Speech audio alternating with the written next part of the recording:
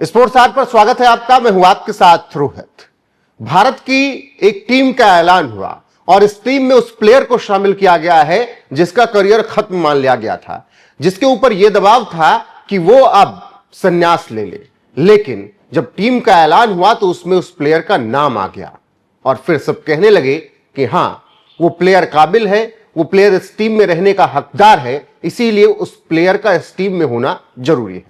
दरअसल इस वक्त भारतीय टीम में लगातार तमाम प्लेयर्स पर दबाव बनाया जा रहा है। खूब बयानबाजी भी हो रही है, अंदर खाने खूब राजनीति भी हो रही है। रोहित शर्मा को लेकर खूब चर्चाएं हुई कि उनको लॉर्ड्स वनडे के बाद टीम से निकाल दिया जाएगा या तो वो खुद संन्यास ले लें। अगर गंभीर की लड़ाई का मामला सामने आया, विराट कोहली पर पिछले कुछ वक्त में दबाव बनाया गया कि 27 वर्ल्ड कप में आपको हम नहीं सोच रहे हैं, लेकिन रोहित और विराट ने बल्ले से जवाब देकर बता दिया कि हमारे बिना वर्ल्ड कप की आप सोच भी नहीं सकते, वो भी साउथ अफ्रीका की धरती पर। अब इसी तरीके से टेस्ट टीम में एक प्लेयर को लेकर खूब माहौल बना।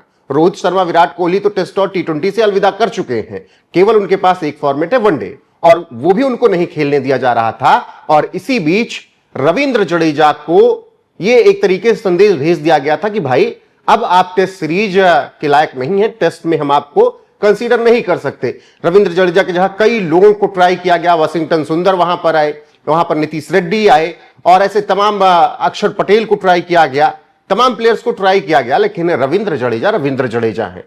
Sir Ravindra Jadeja no doubt Bharat के तीनों फॉर्मेट के सबसे शानदार प्लेयर्स में से एक। हां, जब आप तुलनात्मक तौर पर आएंगे तो टी20 में उनको उतना बेहतरीन नहीं देख पाएंगे जितना वनडे और टेस्ट में, और जितना उनको टेस्ट में बेहतर देख पाएंगे उतना शायद वनडे में भी ना देख पाए। लेकिन वो जब तक रहे इंपैक्टफुल रहे।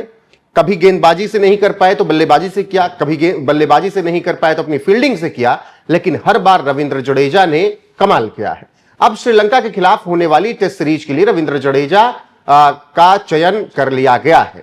रविंद्र जडेजा को 2 टेस्ट मैचों की सीरीज के लिए टीम में शामिल किया गया है। इसके अलावा कुछ नए प्लेयर्स को भी मौका दिया गया है। यह स्क्वाड होगी भारत की श्रीलंका के खिलाफ अगस्त में खेली जाने वाली टेस्ट सीरीज में, जिसमें टीम में होंगे शुभमन गिल, केएल राहुल, यशस्वी जायसवाल, ऋषभ पंत, साई सुदर्शन के अभी फिट होने को लेकर संदेह है, ध्रुव जुरेल, रविंद्र जडेजा, कुलदीप यादव, मानव सुथार होंगे, जसप्रीत बुमराह, मोहम्मद सिराज, प्रसिद्ध कृष्णा, गुरनूर बरार, देवदत्त पडिक्कल और सारांश जैन। यह श्रीलंका के खिलाफ 2 टेस्ट मैचों की सीरीज खेलने वाली भारतीय टीम होगी। अब इसमें आप गौर कर रहे हो कि मानव सुथार को भी शामिल किया गया, जो पिछले सीरीज में बहुत अच्छा करके गए हैं। तो मानव सुथार एक रिप्लेसमेंट के तौर पर देखे जा रहे हैं कि भविष्य में वो रविंद्र जडेजा की जगह ले सकते हैं, क्योंकि वैसे ही अच्छी गेंदबाजी करते हैं, अभी तक प्रभावित किया अपने बल्लेबाजी से। तो एक अच्छा विकल्प मानव सुथार टेस्ट में भारत के लिए आने वाले वक्त में हो सकते हैं, क्योंकि रविंद्र जडेजा नो डाउट अपने करियर के आखिरी पड़ाव में है और हो सकता है कि वो टेस्ट से 1-1.5 साल में आपको अलविदा कहते हुए नजर आ जाए। तो अभी रविंद्र जडेजा को श्रीलंका के खिलाफ सीरीज में वापस बुला लिया गया है। अगले महीने 2 टेस्ट मैचों की सीरीज होगी और इसके लिए बीसीसीआई ने भारतीय टीम का ऐलान किया, उसमें रविंद्र जडेजा का भी नाम शामिल है। सीरीज से पहले टीम कोलंबो में 4 दिन का प्रैक्टिस मैच खेलेगी, जो 7 अगस्त से शुरू होगा। 2 मैचों की सीरीज 15 से 27 अगस्त के बीच खेली जाएगी। पहला मुकाबला 15 से 19 अगस्त के बीच गॉल में खेला जाएगा। इसके बाद 23 से 27 के बीच कोलंबो में दूसरा टेस्ट मुकाबला होगा। जसप्रीत बुमराह और अनुभवी स्पिन ऑलराउंडर रविंद्र जडेजा नवंबर 2025 के बाद पहली बार टेस्ट टीम में लौटे हैं। 37 साल के जडेजा जिस तरीके से टेनिस एल्बो की चोट की वजह से खेल से दूर रहे थे, उनके करियर पर भी लगातार सवाल उठ रहे थे कि क्या वो आगे कंटिन्यू कर पाएंगे या नहीं। लेकिन अब भारतीय टीम में उनका चयन कर लिया गया है और वो खेलते हुए आपको नजर आएंगे। श्रीलंका के खिलाफ सीरीज के लिए साई सुदर्शन और जसप्रीत बुमराह को लेकर बड़ा फैसला लिया गया है, क्योंकि दोनों को स्क्वाड में शामिल तो किया गया, मगर उनकी उपलब्धता बीसीसीआई सीओई से फिटनेस मंजूरी मिलने पर ही निर्भर करेगी। हाल में इंग्लैंड में वनडे सीरीज के दौरान चोट लगी थी जसप्रीत बुमराह को भी। वहीं वाशिंगटन सुंदर पहले टेस्ट के लिए सिलेक्शन के लिए उपलब्ध नहीं होंगे और दूसरे टेस्ट मुकाबले के लिए उपलब्ध होंगे। इसके अलावा 33 साल के ऑलराउंडर सारांश जैन को पहली बार भारतीय टीम में चुना गया है, तो नजरें सारांश जैन पर भी रहेंगी कि वो किस तरीके से प्रदर्शन करते हैं। शुभमन गिल की टीम के लिए जडेजा का अनुभव फिलहाल बेहद काम आएगा, क्योंकि इस टीम में उतने सीनियर प्लेयर्स आपको नहीं दिखेंगे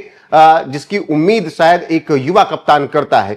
तो रविंद्र जडेजा एक बहुत अच्छे विकल्प के तौर पर चुने गए हैं, जो न सिर्फ 6वें 7वें नंबर पर अपनी बल्लेबाजी से टीम को मजबूत करेंगे, अपनी गेंदबाजी से टीम को मजबूत करेंगे, वो इसके अलावा फील्डिंग से, और इन सबसे बड़ी बात कि वो बहुत अच्छे इनपुट्स दे पाएंगे कप्तान शुभमन गिल को वनडे में तो उनके पास लग्जरी है, क्योंकि वहां पर विराट कोहली जैसा प्लेयर है, रोहित शर्मा जैसे प्लेयर हैं जो आपको अच्छे से गाइड कर देते हैं कि हां इस तरीके से यहां पर ऐसी सिचुएशन संभालनी चाहिए।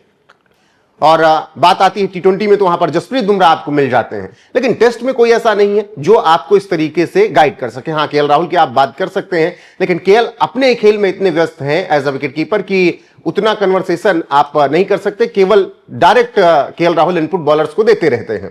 तो कुल मिलाकर रविंद्र जडेजा का इस टीम में होना यह बताता है कि उनका करियर नहीं खत्म हुआ है। दूसरा कि बीसीसीआई का भरोसा अभी जडेजा पर बरकरार है। तीसरा, कप्तान शुभमन गिल के लिए थोड़ा लग्जरी होगी कि उनके पास इतना सीनियर प्लेयर होगा। बहरहाल अब देख रहा होगा कि भारतीय टीम किस तरीके से इस दौरे पर प्रदर्शन करती है, लेकिन रविंद्र जडेजा का चुना जाना आपको क्या लगता है, क्या अभी एक लंबा करियर वो निकाल सकते हैं? क्योंकि अभी जिस तरीके से वर्ल्ड टेस्ट चैंपियनशिप के फाइनल की उम्मीदों को बचाने पर भारत की नजर है, ऐसे में भारत को यहां पर अच्छा प्रदर्शन करना होगा। अफगानिस्तान वाला मुकाबला WTC का शेड्यूल नहीं था, इसलिए उससे कोई फायदा भी नहीं है।